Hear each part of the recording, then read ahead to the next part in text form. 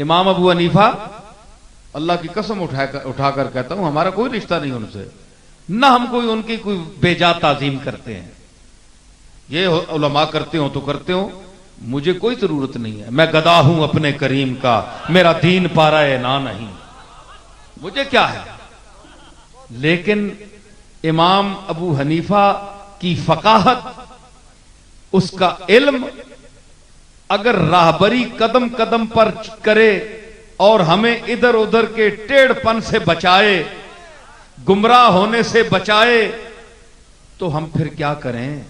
ہمیں پھر ماننا پڑتا ہے کہ وہ صرف ویسے ہی بنایا گیا امام نہیں تھا، اس کو اللہ نے امامت کے فقاہت کا وہ درجہ عطا فرمایا تھا. اور پھر استاد کون؟ استاد حماد، ابو حنیفہ کے استاد حماد، بڑے بڑے فقہا، اور پھر سب سے سید الفقہا حضرت امام جعفر صادق، یہ ہمارے امام اعظم کے استاد ہیں.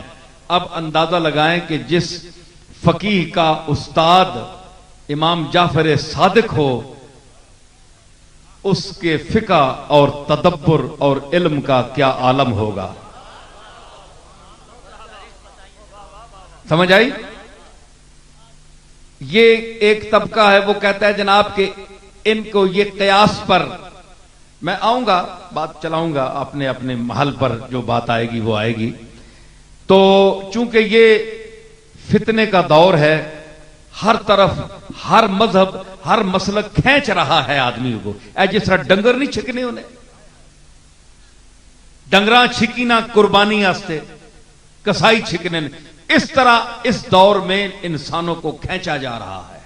آئیے آئیے آئیے آئیے آئیے آئیے، جی کیوں آئیے بھائی؟ جی ذرا دین کی بات سن لیں. اچھی بات ہے، ہم دین کی بات سنیں گے. کیا ہمارے علماء گونگے ہو گئے ہیں؟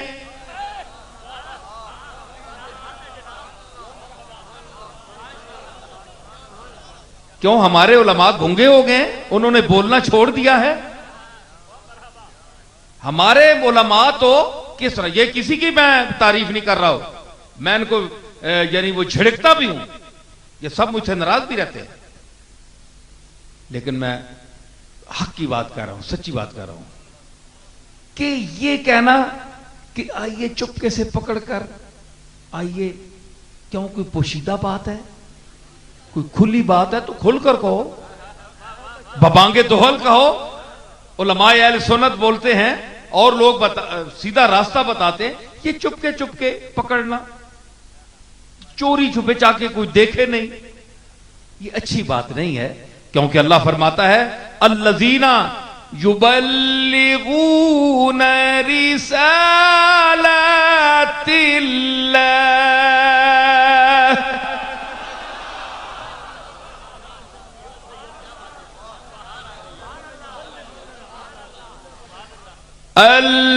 الذین یبلغون رسالات اللہ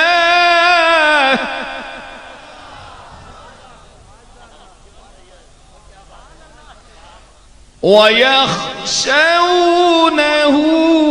وَلَا يَخْشَوْنَ أَحَدًا إِلَّا اللَّهَ.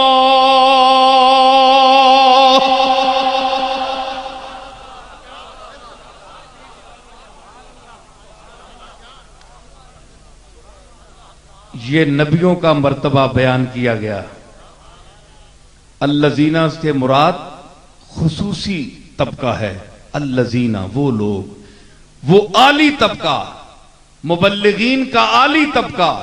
الذین یبلغون رسالات اللہ ہے، جو اللہ کے پیغامات کو بھیجتے ہیں، تبلیغ کرتے ہیں. وَيَخْشَوْنَهُ اور اس سے ڈرتے ہیں. وَلَا يَخْشَوْنَ أَحَدًا إِلَّا اللَّهَ اور اللہ کے سوا کسی سے نہیں ڈرتے. ٹھیک ہے؟ تو مطلب ہے کہ تبلیغ میں نہ ڈرنا یہ قرآن سے ثابت ہے. نص جو بھی میں نے پڑھی ہے تو پھر ڈر ڈر کر بلانے کا کیا فائدہ؟ اللہ چھوڑ،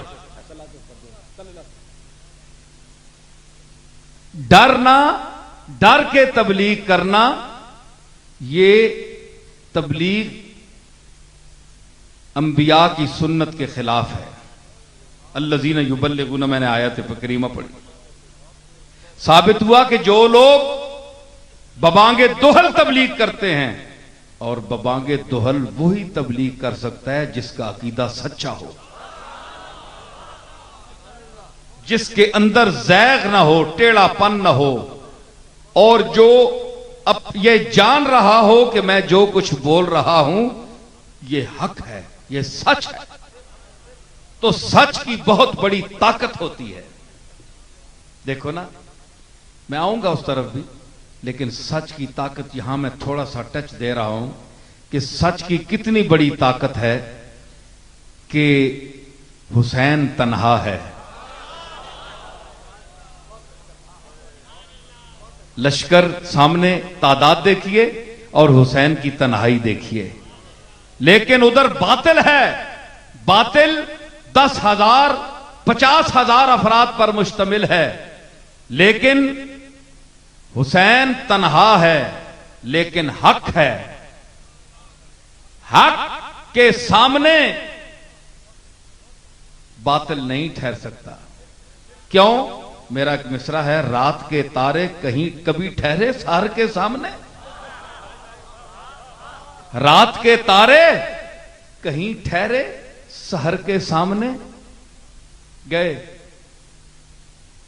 جس وقت روشنی آتی ہے، یہ روشنی ٹمٹماتی ہے، جب ایک سورج آتا ہے جو شہنشاہ ہے روشنی کا، وہ آتا ہے تو یہ سب ستارے ختم ہو جاتے ہیں، اپنے وجود پر ہیں لیکن روشنیاں ماند پڑ جاتی ہیں، کل عدم ہو جاتے ہیں۔ تو جب حق کے سامنے باطل نہیں آ سکتا، حسین تنہا ہیں، لیکن کیوں پر یقین ہیں؟ دل دولت یقین سے کیوں مالا مال ہے؟ کیونکہ حق پر ہیں،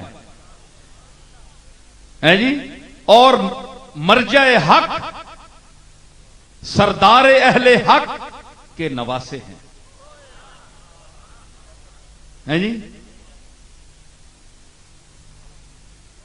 تو تنہا، مجھے یہاں اپنا ایک شعر سلام کا یاد آ رہا ہے آپ صاحب، کہ تنہا حسین رن میں 4 سو دشمن کے ریلے، تنہا حسین رن میں 4 سو دشمن کے ریلے، تنہا حسین رن میں 4 سو دشمن کے ریلے، ایسے میں کون ہو اصغر کو جو گودی میں لے لے، ایسے میں کون ہو اصغر کو۔ باپ تنہا ہے، اصغر کا اٹھا کر لے گیا پانی پلوانے کے لیے، 4 سو دشمن ہے، ایسے میں کون ہو اصغر کو جو گودی میں لے لے۔ کیا ہے؟ ذوق پیدا ہوا کہ نہیں؟ حسین کی یاد دل میں آئی کہ نہیں؟ محبت پیدا ہوئی کہ نہیں؟ حسین کے ساتھ تصور رسول بھی پیدا ہوا کہ نہیں؟ یہ وہ ذوات ہیں، چاہے صحابہ کبار ہوں، جناب صدیق اکبر ہوں، جناب فاروق اعظم ہوں، جناب سیدنا عثمان غنی ہوں، حیدر کرار ہوں، ابو ہریرہ ہوں، خباب ہوں، عمار ہوں، عبداللہ ابن مسعود ہوں، عبداللہ ابن عمر ہوں، ان کی یاد، ان کا نام، ان کا ذکر جب آئے تو ہم حضور کی محفل میں چلے جاتے ہیں، حضور کی محفل میں چلے جاتے ہیں۔ حضور کے صحابہ یہ وہ ستارے ہیں جو اس آفتاب کے ارد گرد گردش کرنے والے ہیں۔ اگر مطاف میں حجاج کرام بیت اللہ کا طواف کرتے ہیں تو یہ وہ طبقہ ہے صحابہ کبار کا جن کی نگاہیں، جن کی آنکھیں چہرہ مصطفیٰ کا طواف کرتی ہیں.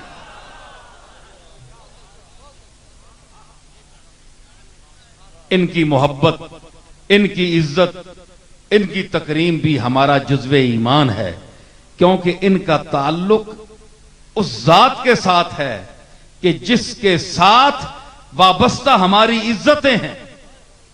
اور پھر اہل بیت کا ذکر، اللہ اکبر، یہ تو ان کے گھر کی بات ہے، یہ در کی بات ہے، وہ گھر کی بات ہے.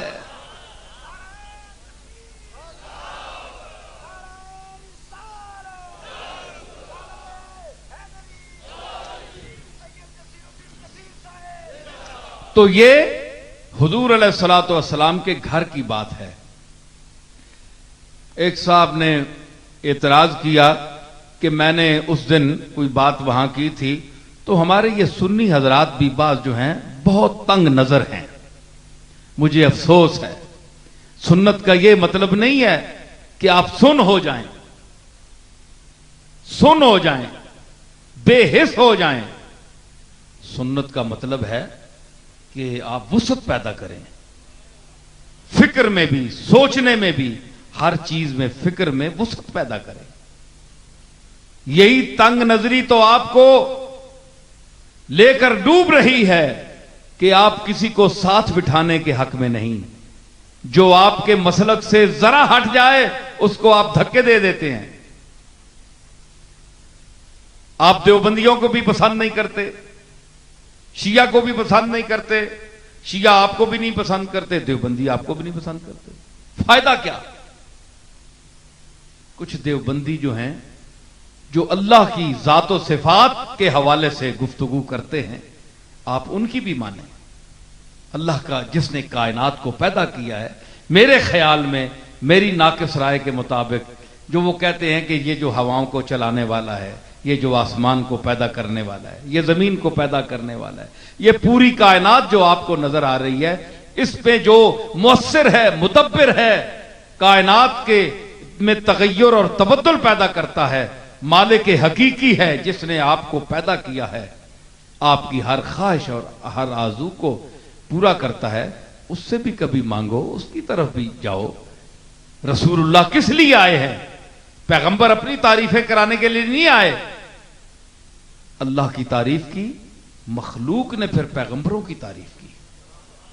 کیوں کہ جو بڑے آقا کی تعریف کرنے والے ہیں پھر ان کی بھی لوگ تعریف کرتے ہیں کہ یہ بھی قابل تعریف ہیں جنہوں نے وہ ذات ہمیں دکھائی جو عقل و حواس سے اونچی ہے، جس کو سمجھنے کی ہمارے اندر جرت ہی نہیں ہے. تو دنیا پھر رسول اللہ کی نعت بھی شروع کر دی.